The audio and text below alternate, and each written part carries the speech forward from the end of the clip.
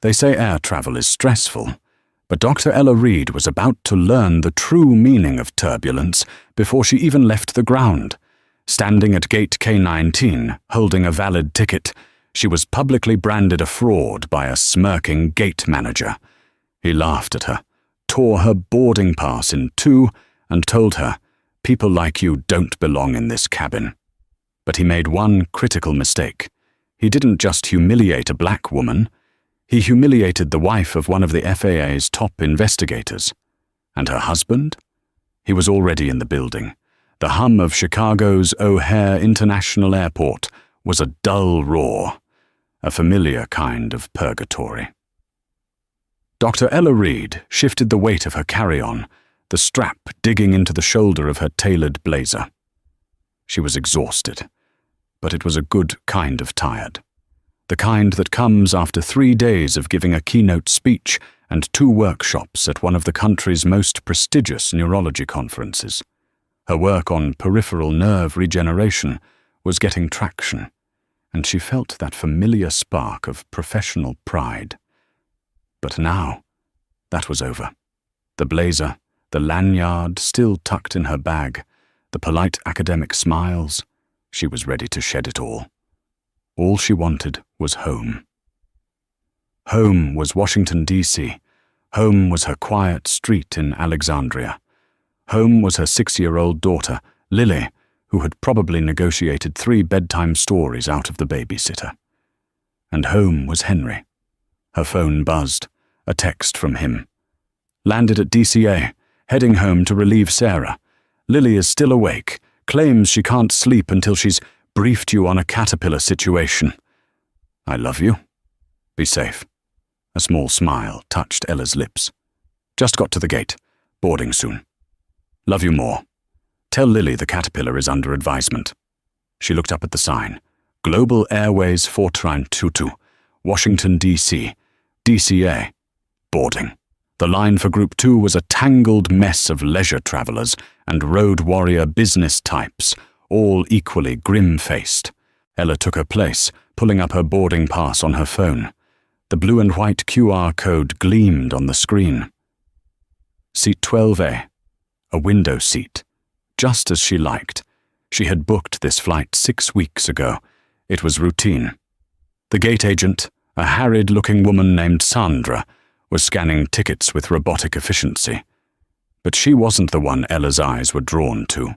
Standing behind the main podium, arms crossed, was a man in a manager's uniform. His name tag read, Chad Larson, Gate Supervisor. He had a kind of restless, pinched energy, his eyes darting over the crowd like a hawk looking for prey. He barked at a family trying to consolidate their carry-ons. "Sir, that's 2 items. You know the policy. You'll have to gate check one. Step aside." The father, flustered, stammered an apology and shuffled his family out of line, his children looking confused. Ella felt a familiar prickle of annoyance. The power trip agents. They were the worst part of travel.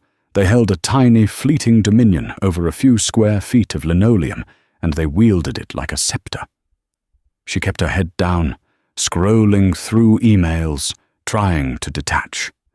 The line moved. Finally, it was her turn. She stepped up to the podium where Sandra was scanning. "Good evening," Ella said, holding out her phone. Sandra scanned it. A sharp, negative beep echoed from the machine. Sandra frowned. Let me try that again." She scanned it. "Beep!" Ella's smile tightened. "Is there a problem?" "It's not reading your seat, ma'am. Let me type it in." She pecked at the keyboard. Her frown deepened. "Ella Reed?" "Yes, Dr. Ella Reed. Seat 12A. Confirmation is LK47G. "Yeah, I don't see you here." Before Ella could respond, Chad Larson swooped in, shouldering Sandra aside. "What's the problem, Sandra? We're behind schedule." "This passenger's ticket isn't validating, Mr. Larson." Chad, a man in his late 40s with thinning blonde hair and a sour turn to his mouth, looked at Ella. He didn't just look at her, he sized her up. He took in her dark skin, her neat twists, her expensive-looking, but travel-worn blazer. His eyes lingered on her designer handbag, a gift from Henry. A flicker of something, disdain, suspicion, crossed his features before he masked it with a professional veneer so thin it was transparent. "Ma'am," he said, his voice dripping with false patience. "Can I see your phone?" Ella handed it to him. He squinted at the screen, his thumb swiping aggressively. "This is the Global Airways app?" he asked, his tone implying it was a crayon drawing. "Yes, of course it is. You can see the flight number right there. GA 422. "A lot of things look real," he mused. He typed her name into his own terminal. Clack, clack, clack. He stared at the screen, then let out a short, sharp laugh. It wasn't a laugh of humor. It was a laugh of, "I caught you." "Well, there's your problem," he said, projecting his voice for the growing line to hear. Ella's stomach tightened. "What problem?" "You're not on this flight." "That's impossible.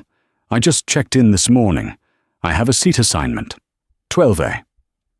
"According to my system," Chad said, tapping his screen with a self-satisfied finger. "Seat 12A belongs to a Mr. James Finnegan, and Dr. Ella Reed isn't on the manifest at all. Not in economy, not in business, not anywhere." A cold dread, sharp and familiar, began to creep up Ella's spine. This was more than a technical glitch. This was a confrontation. "That is a mistake," she said, keeping her voice level, firm. "I am a Platinum Medallion member. I flew in on this airline. Here is my confirmation email. Here is my baggage claim ticket from my checked bag." She began to pull up the email, but Chad held up a hand. "Ma'am, please, I don't have time for this." He pushed her phone back across the counter at her. "The line is building. People are trying to get home." "I am trying to get home," Ella said, her voice rising a fraction. "There is clearly a system error. Can you please call a ticketing agent, or check your master manifest?" Chad sighed, a deeply theatrical, put-upon sound. He turned to the other passengers in line, who were now openly staring. "Folks, apologies for the delay. We just have a situation here. Someone trying to board with a ticket that isn't valid." The word hung in the air. Invalid. Ella's blood ran cold. He wasn't saying it was an error. He was saying it was a fraud. "Are you accusing me of something, Mr. Larson?" He turned back, his smile gone, replaced by a mask of managerial authority. "I'm not accusing anyone of anything, ma'am. I'm just stating a fact. This QR code you're showing me," he tapped her phone screen, "is a fake." The words "fake ticket" seemed to suck the air out of the gate area. The murmur of conversation stopped. The passenger behind Ella, a woman in a pink tracksuit, Ella would later remember her name was Brenda, huffed impatiently. "Oh, for goodness sake, just step aside." Ella's face burned. She felt the invisible, crushing weight of 100 eyes, all judging, all assuming. She was now the problem. She was the black woman making a scene. "This is not a fake ticket," Ella stated, her voice dangerously quiet. She was a doctor. She was a scientist. She dealt in facts. "This is a ticket, purchased with my credit card, linked to my frequent flyer account, for which I have a confirmation, a receipt, and a checked bag somewhere in this airport system." She held up her phone again. "Here is the email from Global Airways, sent 2 days ago, confirming my itinerary." Chad didn't even look at it. He crossed his arms. "Ma'am, anyone can mock up an email. Anyone can screenshot a QR code. The system, the one I'm looking at right here, says you do not have a seat. It says you are not a passenger. For all I know, you just walked up here from the food court." "I went through TSA," Ella shot back, her composure cracking. "They scanned this exact boarding pass not 30 minutes ago. It's linked to my ID. You can't get through security with a fake ticket." This, finally, seemed to give Chad a moment's pause. He hadn't considered that. But he recovered quickly, his smirk returning. TSA's system is separate from ours. They check your ID against a name. They don't verify payment or seat assignment. You probably bought a refundable ticket, used it to get through security, and then cancelled it. We see it all the time. People trying to get to the premium gates to shop or to meet someone. His eyes drifted to her handbag again. Or maybe you're trying to scam your way into a free flight. Either way, you're not getting on this one.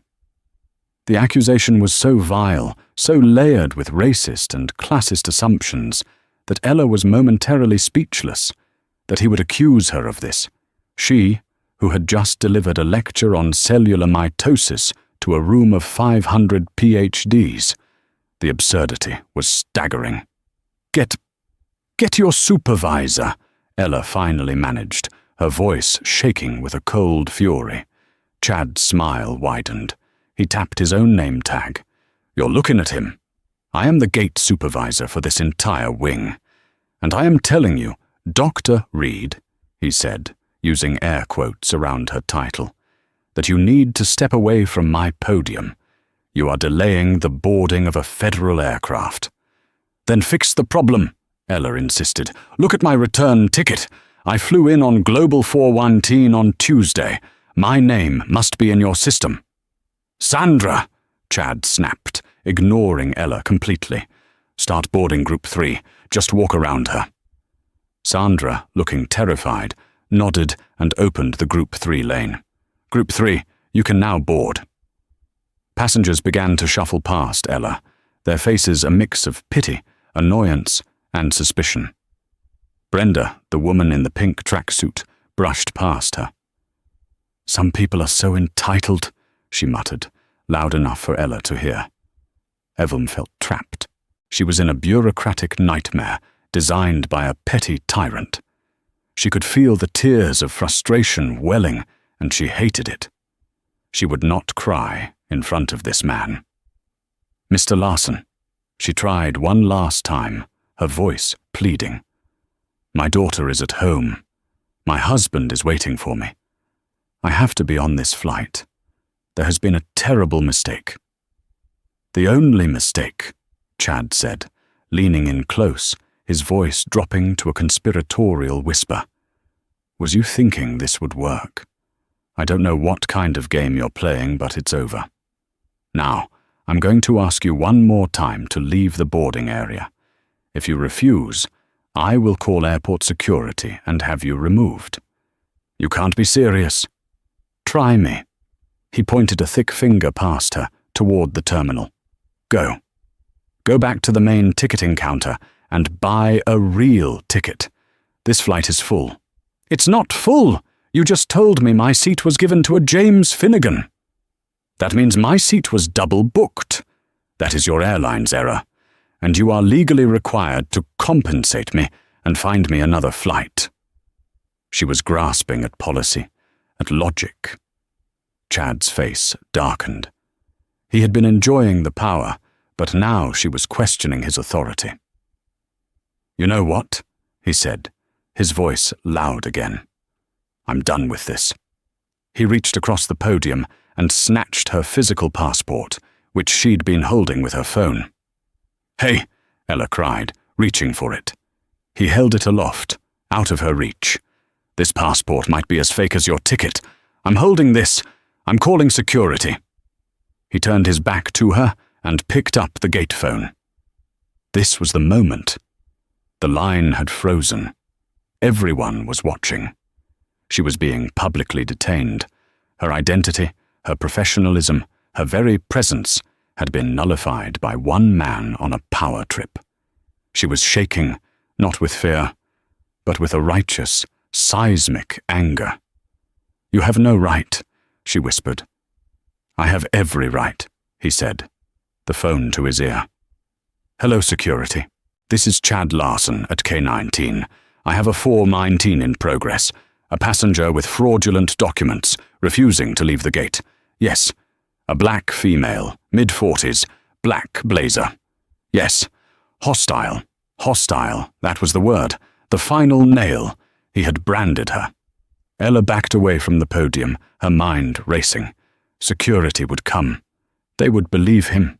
They always believed the man in the uniform. She would be detained. She would miss her flight. She would be in a holding room, explaining her credentials to officers who didn't care. She fumbled for her phone, which she still clutched in her hand. Her fingers, slick with sweat, almost dropped it. She swiped to her favorites list. Chad was still on the phone, glancing at her with a look of pure triumph. Yeah, better hurry. She's getting agitated. Ella pressed the name at the top of the list. It rang once, twice. Come on, Henry. Pick up. He answered on the third ring. His voice was calm, professional. Hey, Eve, you boarding? Tears finally broke free. Henry, she choked out. It's happening again. But it's worse. It's so much worse. There was a half-second of silence on the line. Henry Reed was a man who processed information with terrifying speed. He didn't ask what was happening. He just absorbed the, "It's happening again." This was their code. It meant she was being targeted, profiled, and was in a situation she couldn't de-escalate on her own. "Where are you?" His voice had changed. The warm husband was gone, replaced by the man who audited airlines for a living. It was cold, precise, and dangerous. "Gate K-19. O'Hare, Global Airways 422 to DCA," Ella whispered, turning her back to the podium to get a sliver of privacy. The other passengers were now giving her a wide berth, as if she were radioactive. "What's the name of the agent?" "Chad Larson. He's the gate supervisor. Henry, he said my ticket is fake. He gave my seat away. And he took my passport. He just called security on me. He told them I was hostile." Another pause. This one was shorter, harder. She could hear the click of a car door shutting on his end. She heard the beep of a keycard. "I'm at O'Hare, Ella." Her head snapped up. "What? I thought...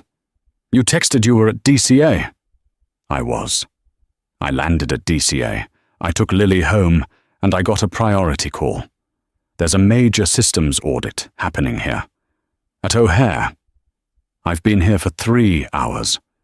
I'm in the Terminal 2 Operations Center right now." Ella could have collapsed in relief.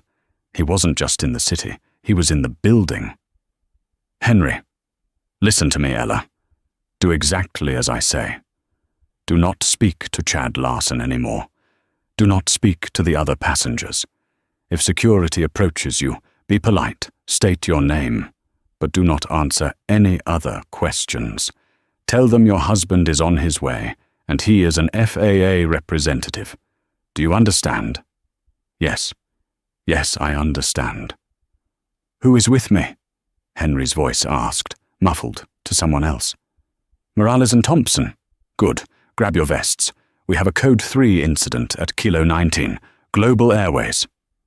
Ella's eyes widened. "Vests? Henry, what's going on?" "You just became part of a much larger investigation, Eve. Stay calm. I am 5 minutes away. Put me on speaker. Hold the phone up." "What? Why?" "Just do it."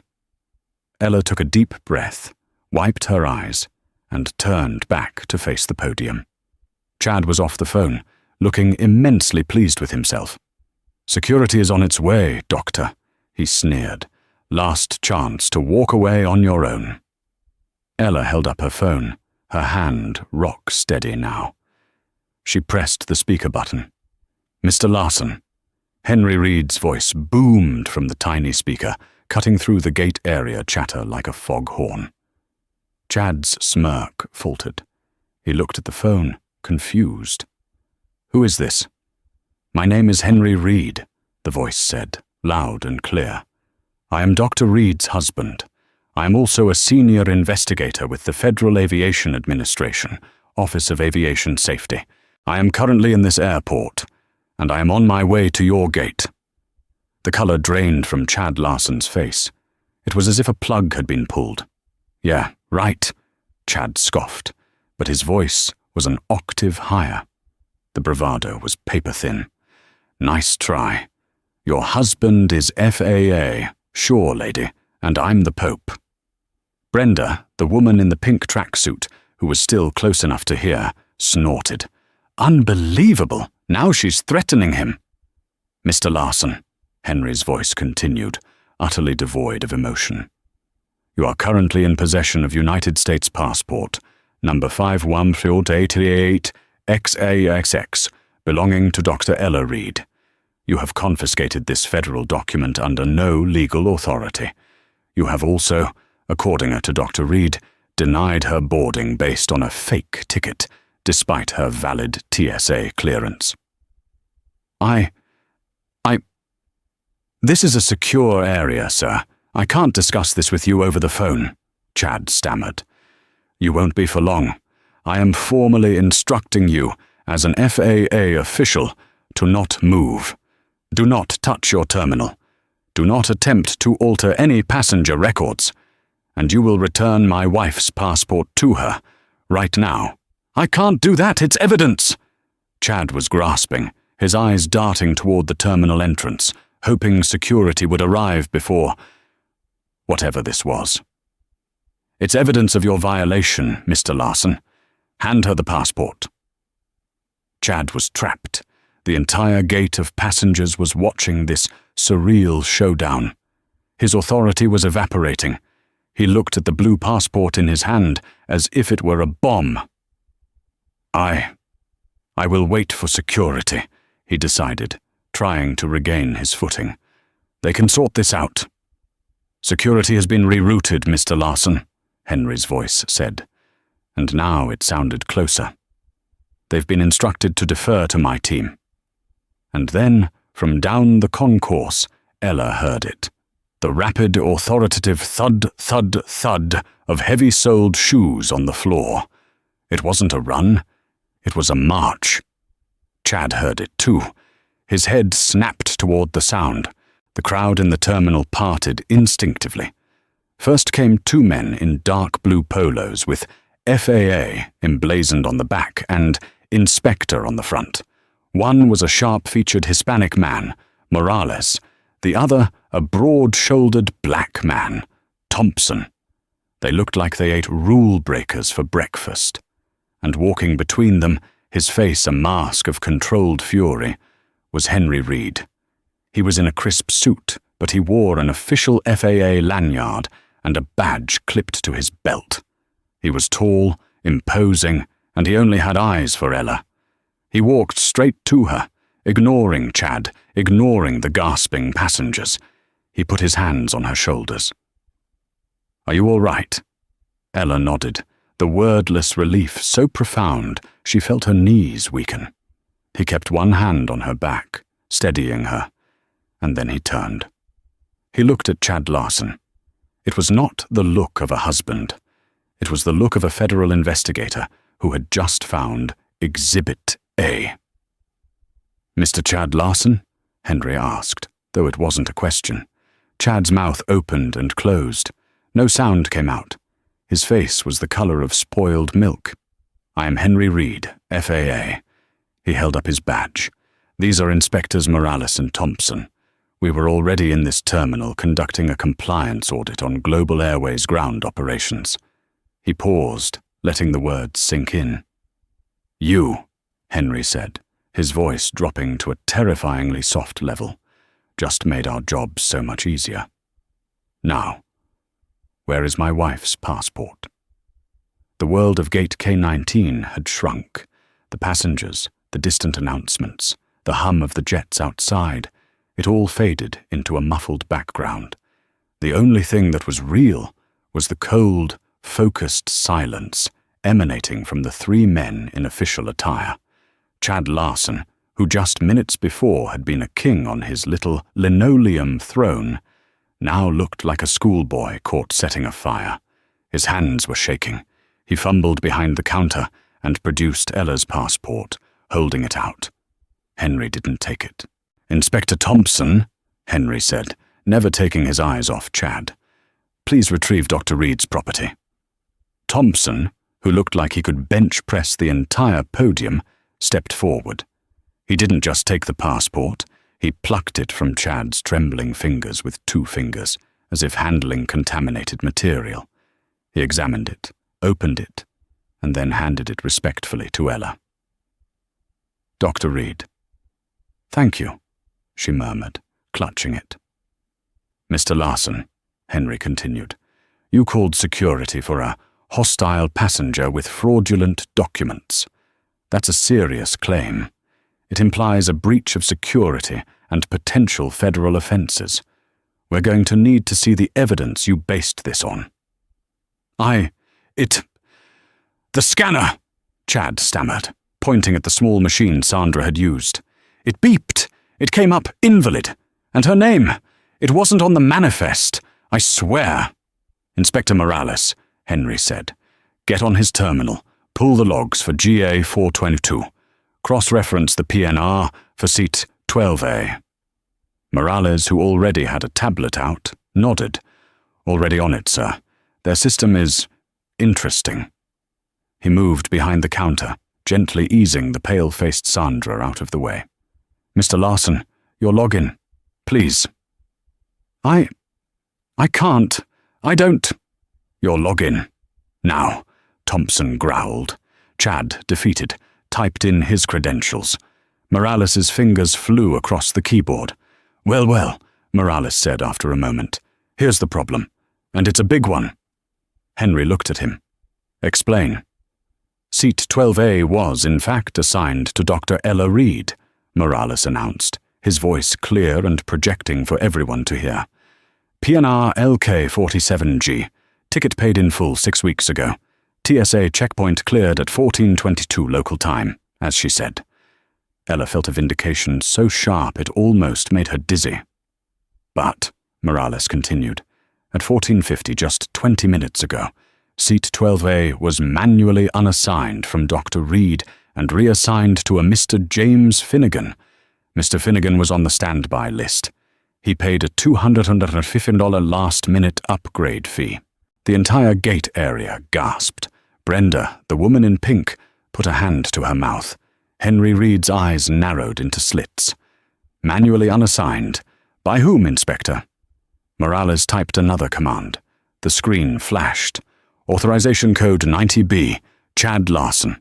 A collective "ooh" sound came from the waiting passengers. Chad Larson stopped breathing. He was caught, red-handed. It wasn't an error. It wasn't a glitch. It was malice. It was fraud. No, Chad panicked. That's a mistake. I didn't... Maybe I hit the wrong button. I was trying to fix her ticket and you just happened to fix it by giving it to a standby passenger who paid a cash upgrade fee, Henry asked, his voice silk. A fee that doesn't appear to be logged in the system yet. Where is that $250, Mr. Larson? In your pocket? Chad turned sheet white. He was backing away, bumping into the wall of luggage scanners. This is airline business, he pleaded. This isn't an FAA matter. This is a customer service dispute.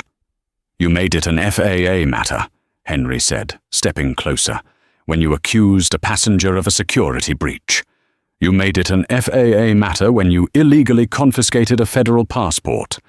And you definitely made it an FAA matter when you manually overrode a secure passenger manifest. A direct violation of the Secure Flight Program. Henry turned to Inspector Thompson. Mr. Thompson, if you would. Thompson pulled out a pair of zip-tie handcuffs. No, wait!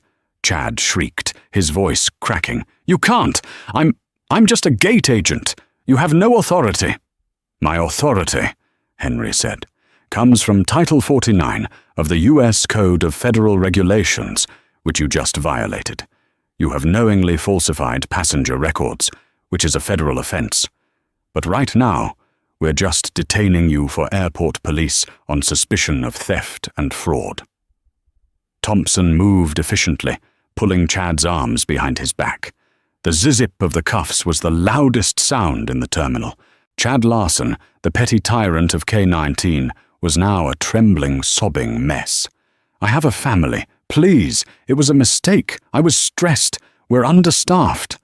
"Tell it to your superiors," Henry said dismissively.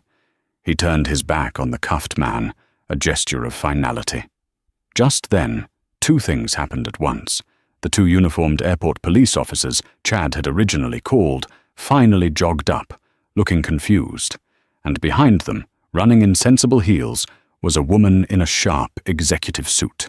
"What in God's name is going on here?" she yelled, her eyes wide with horror at the scene. Her manager in cuffs, a plane load of passengers watching, and 3 men with FAA badges controlling her gate.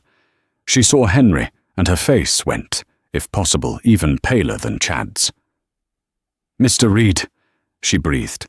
"Amelia Sinclair, VP of Midwest Operations for Global. I was told you were auditing Terminal 1 today."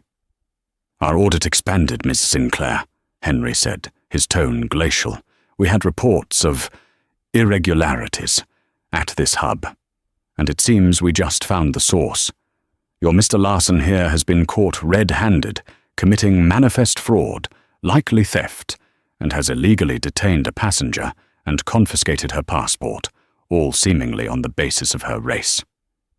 Amelia Sinclair looked from Henry to the cuffed Chad, and then, finally, to Ella.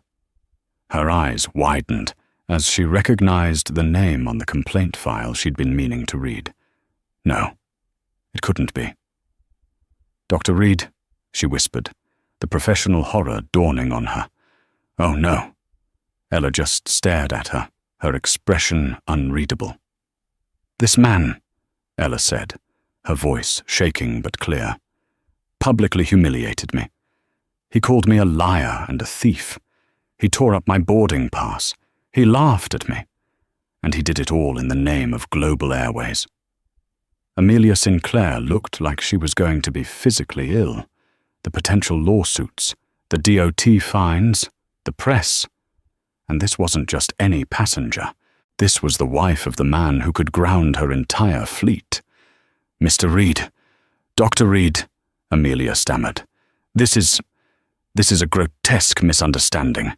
A rogue employee." "It's not a misunderstanding, Miss Sinclair. It's a pattern," Henry said. "Inspector Morales, what did our preliminary file show?"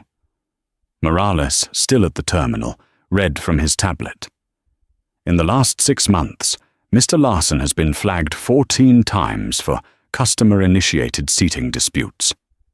In all 14 cases, the original passenger was a person of color. In all 14 cases, their seat was lost and resold to a standby passenger. This airline has a systemic problem, Ms. Sinclair, and Mr. Larson isn't a rogue employee. He's a symptom." The airport police officers, now fully briefed by Thompson, took a struggling Chad Larson by the arms. "Please," Chad begged Amelia. "Amelia, tell them, I'm a good employee, 20 years. Amelia Sinclair couldn't even look at him. "Get him out of here," she whispered to the police. As they dragged him away, his wails of, "I didn't do anything," echoed down the concourse, a pathetic end to his reign of terror. There was a dead silence. The passengers for GA 422 were still standing, mouths agape. Henry turned to his wife, his face softened instantly. "Ella, the flight is still boarding." Ella shook her head. I don't know if I can. I don't want to fly on this airline." "I understand," Henry said. He turned to the stricken VP. "Ms. Sinclair, you have a choice. You can either find my wife a private charter to get her home, or you can demonstrate, right now, what Global Airways does to fix an error of this magnitude." Amelia sprang into action. Of course! Sandra!" she yelled at the original agent who was hiding near the wall. "Stop boarding. Reopen the first-class manifest." She turned to Ella, her face a mask of frantic apology. "Dr. Reed, you will be in seat 1A. Your original seat, 12A, will remain empty for this flight. We will comp your entire trip. Miles. Vouchers. Anything. My God, I am so sorry. Ella just looked at her. I don't want your vouchers, Miss Sinclair. I want this to never happen to anyone else. It won't, Amelia promised, her voice desperate. I give you my personal word. We will cooperate fully with the FAA investigation. Fully. You don't have a choice, Henry said flatly. Inspectors Morales and Thompson are staying here. They are impounding this terminal. Your logs, your employee records, everything. You'll be hearing from our legal department. He then offered his arm to Ella. Let's go home. Ella took his arm. They bypassed the rest of the line, Henry scanning her original, fake QR code on his own high-level device. It beeped. Green. They walked down the jet bridge, leaving the chaos, the apologies, and the shambles of Chad Larson's career behind them. The plane was silent as they boarded, the first-class attendant greeting them with a look of pure, unadulterated terror. "Welcome aboard, Dr. Reed, Mr. Reed," she whispered. As Ella settled into the plush leather of seat 1A, the adrenaline finally began to fade, replaced by a bone-deep exhaustion. Henry sat beside her in 1B. The cabin door hissed shut. Henry took her hand. His was warm and strong. "You okay?" he asked quietly. The federal agent gone, her husband returned. Ella leaned her head against the headrest and closed her eyes. A single hot tear traced its way down her cheek. "I am now," she whispered. "Thank you for being my cavalry." "Always," he replied, squeezing her hand as the plane finally began to push back from the gate. The 90-minute flight to Washington, D.C. was the quietest Ella had ever experienced. The flight attendants in first class treated her and Henry with a deference that bordered on reverence. Their champagne glasses were never empty. The pilot himself came on the PA system, not with the usual "welcome aboard," but with a stiff, formal, "apologies for our ground-side delay, folks. We, had an unexpected personnel issue that has been resolved." Ella and Henry didn't talk much. They just held hands. Ella watched the clouds turn from pink to deep indigo as the sun set. She was processing. The humiliation, the rage, the sudden, shocking deliverance. She had been profiled before. Ticket agents who asked to see 3 forms of ID, flight attendants who forgot her drink order. But this was a new level of malice. To be called a fraud, to have her passport, her very identity, stolen by a man in a uniform. Henry was quiet, but she could see the muscles in his jaw working. He was still furious. His job was to protect the integrity of the skies, and that included the people in them. What had happened to Ella was not just a personal affront. It was a catastrophic failure of the system he was sworn to uphold. "He really tore up my pass," Ella said quietly, staring out the window. "He just ripped it in 2. The paper 1 I'd printed." "I know, Eve," Henry said, his voice tight. "And he's going to pay for it." What actually happened to him, and to the airline?" "Chad Larson," Henry said, taking a sip of his seltzer water, "is in a world of trouble. The airport police took him into custody on our recommendation. He'll be charged by the state's attorney for, at minimum, theft of property, the upgrade fee, and unlawful detainment for taking your passport. He's fired. His 20-year career is over, effective tonight. He'll be blacklisted from working for any airline, probably in any airport, for life." Ella nodded slowly. It felt like justice. "But that's just him," Henry continued. "The airline, global. This is bad for them. Our audit wasn't a secret. They knew we were looking into irregularities. What happened to you in front of a plane full of witnesses with 3 FAA investigators walking right into it? That's not a smoking gun. That's a nuclear bomb.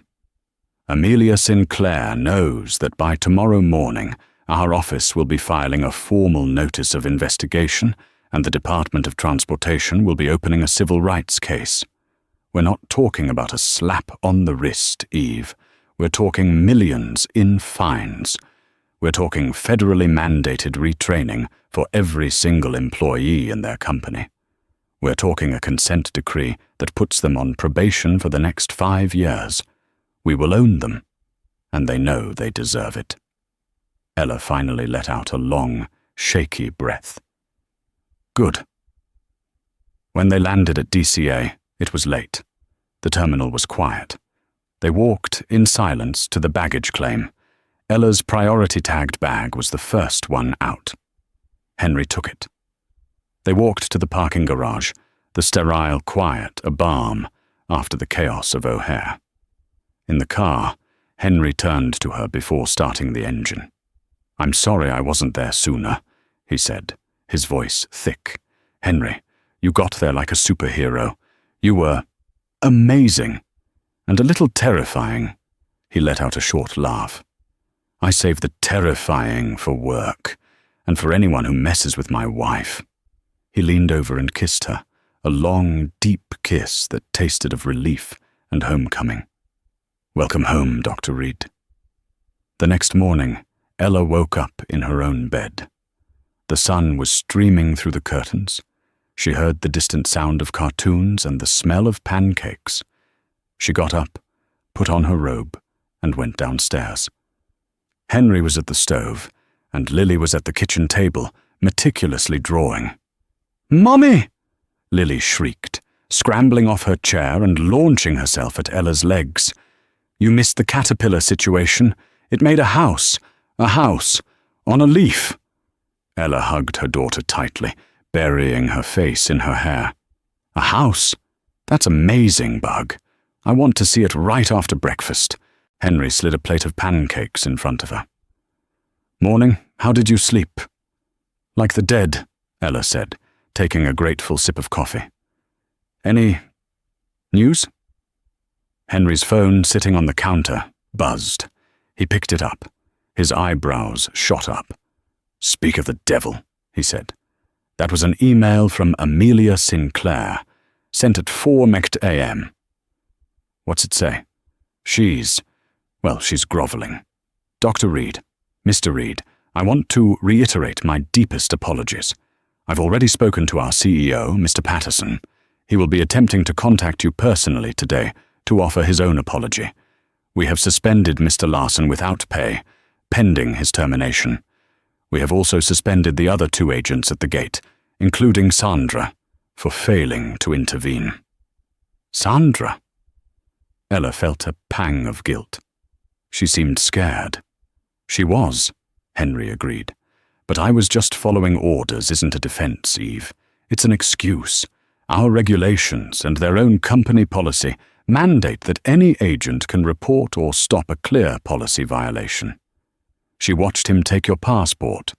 She watched him deny you boarding after your ticket was confirmed. She said nothing. That's called complicity." He continued reading. "They've already proactively pulled the complaint files. They've found 27 other incidents involving Chad Larson in the last year alone. All similar. All passengers of color. They're trying to get ahead of our investigation. Will it work?" "No," Henry said simply. "It just confirms our case. They're admitting guilt. They're just trying to control the financial damage. But the DOT, they don't care about apologies. They care about patterns. And this is the clearest pattern I've ever seen." Later that day, the CEO of Global Airways, a man named Robert Patterson, did indeed call. His voice was smooth, practiced, and dripping with contrition. He offered Ella 500,000 frequent flyer miles, a lifetime upgrade to their highest status, and a personal check for $10,000 to compensate for her distress. Ella, with Henry sitting beside her, listening on speaker, was polite. "Mr. Patterson," she said, her voice cool. "I appreciate the gesture. But I will be declining your offer. I'm not interested in your airline's perks. I'm interested in what you're going to do to ensure that the woman who comes after me, the one who doesn't have an FAA investigator on speed dial, won't have her life ruined by one of your employees." There was a stunned silence. Patterson had clearly expected her to take the money. I see," he stammered. "We are. As I told Ms. Sinclair, we are implementing mandatory top-to-bottom bias and de-escalation training immediately." "That's a start," Ella said. "But my husband's office will be in touch about the rest, and I will be filing my own formal complaint with the Department of Transportation. Thank you for your call." She hung up. Henry smiled. "That's my girl." 3 months passed. The Chicago winter had given way to a damp, uncertain spring. For Ella, life had been a blur of patience, research, and trying to process the trauma of that day. For Henry, it had been a blur of depositions, file reviews, and building a case so airtight it was bulletproof. The explosion happened on a Tuesday morning.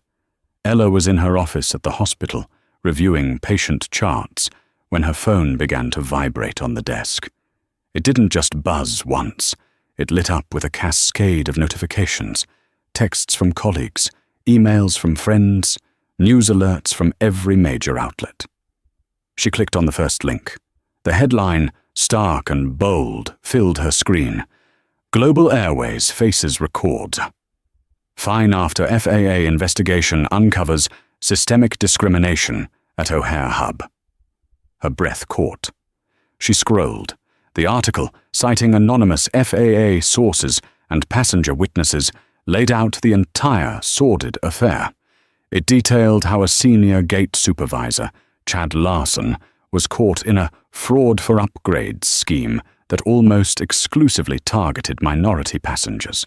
It described, in humiliating detail, how he would lose their confirmed seats, resell them for cash to standby passengers, and pocket the fees. And then, the article detailed the karmic fate of his last attempt. It spoke of a prominent DC-based neurologist who was publicly humiliated and accused of fraud, only for the supervisor to learn moments later that her husband was a high-ranking FAA investigator already in the building conducting an audit on that very hub. The story was visceral, and it was everywhere. On the breakroom TV, she saw a financial news anchor discussing it. "Global stock is in freefall this morning, down 12 points on this, frankly, disgusting news out of Chicago. This is a PR nightmare of the highest order." The consequences, which had been grinding through the legal and corporate systems for 90 days, were finally made public. And they were not just consequences. They were a reckoning. Chad Larson's fate was the first to be sealed. His trial was a pathetic affair. The swaggering tyrant of Gate K-19 was gone, replaced by a sobbing, broken man in an ill-fitting suit. His defense, that he was overstressed and had a gambling addiction that made him confused about the upgrade fees, was methodically dismantled by the state's attorney. The judge, a no-nonsense woman named Judge Ann Clark, was visibly disgusted. At his sentencing, she looked down from the bench. "Mr. Larson, you were not just a gate agent.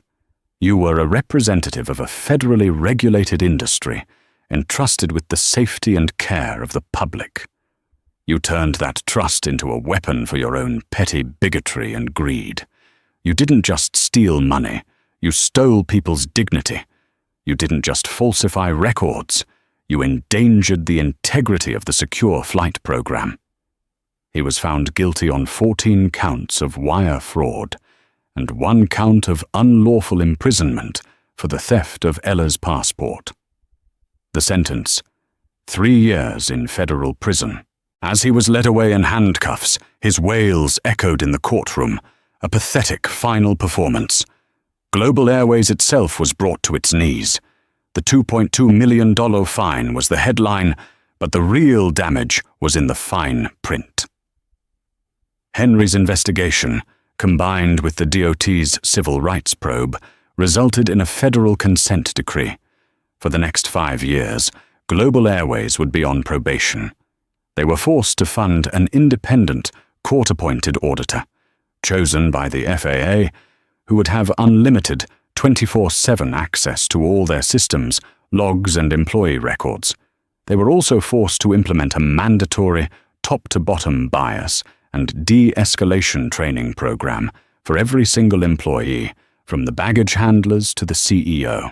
The cost of the program and the auditor, Henry gleefully told Ella, would be billed directly to Global and was projected to cost them upwards of $15 million. As Amelia Sinclair, the vice president of Midwest Operations, was unceremoniously terminated.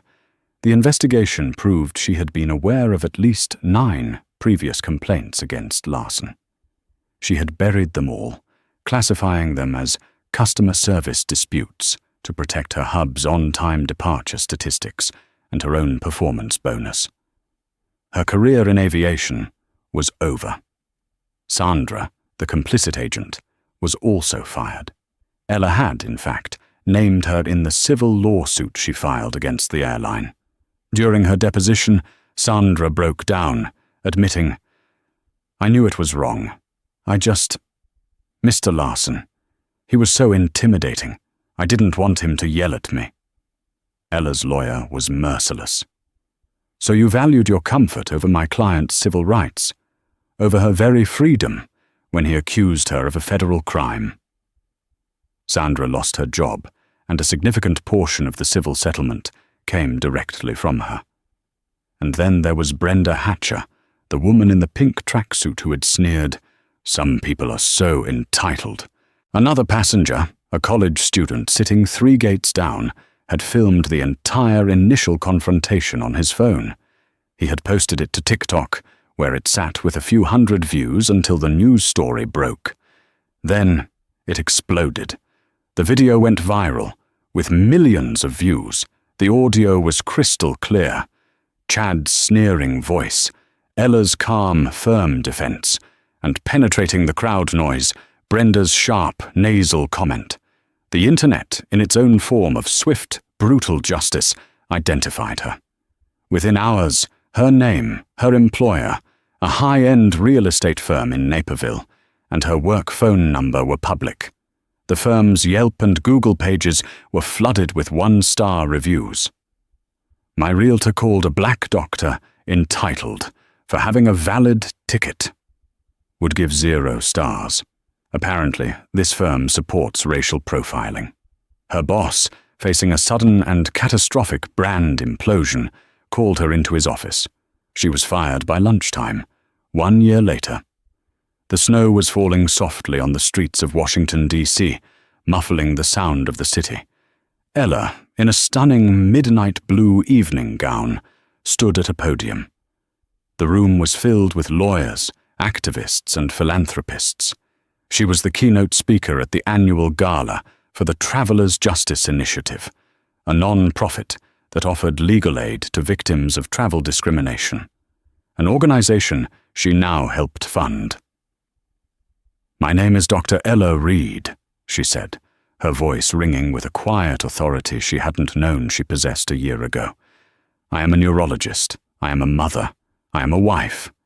And on March 14th of last year, I was a hostile female with fraudulent documents. I was told that people like me didn't belong. I was humiliated, and I was detained. I was lucky. My cavalry, my husband, was in the building. But as I stood there, I thought of all the people who don't have cavalry, the people whose planes leave without them, the people who end up in a holding cell, not in a first-class seat. That is why we are here tonight."